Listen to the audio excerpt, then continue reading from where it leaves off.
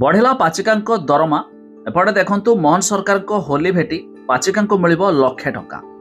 एक जानी एवं राज्य सरकार समस्त क्षेत्र में दरमा वृद्धि कर पाचिका व सहायक आसीगला बड़ खुशी खबर। आसतु संपूर्ण अपडेट जानिबा ता पूर्व वीडियो को लाइक करंतु, सब्सक्राइब करनथिले एवं सब्सक्राइब करी पाखर थिबा घंटी चिन्ह को दबाई देखंतु। होली पूर्व राज्य सरकार बड़ घोषणा।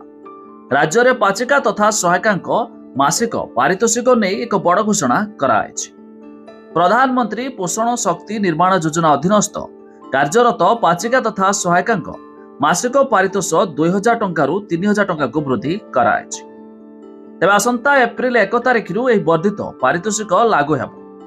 तेबे उक्त अनुदान प्रधानमंत्री पोषण शक्ति निर्माण योजना पाई उद्दिष्ट बजेट रे राज्य समर्थन बहन कराजिब।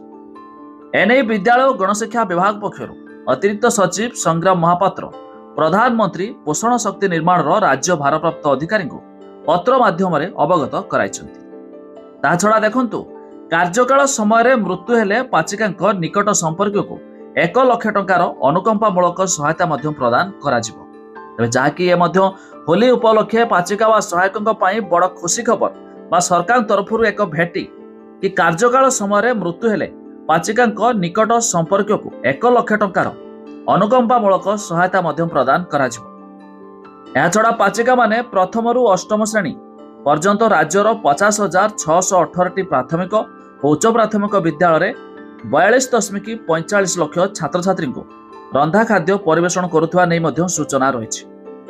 बड़ खुशी खबर, एमानकर दरमा 2000 परिवर्ते है 3000 टंका। तेबे आपण माने केउ जिल्लारू वीडियो देखुचंती ता निहाती कमेंट करी जणाइबे।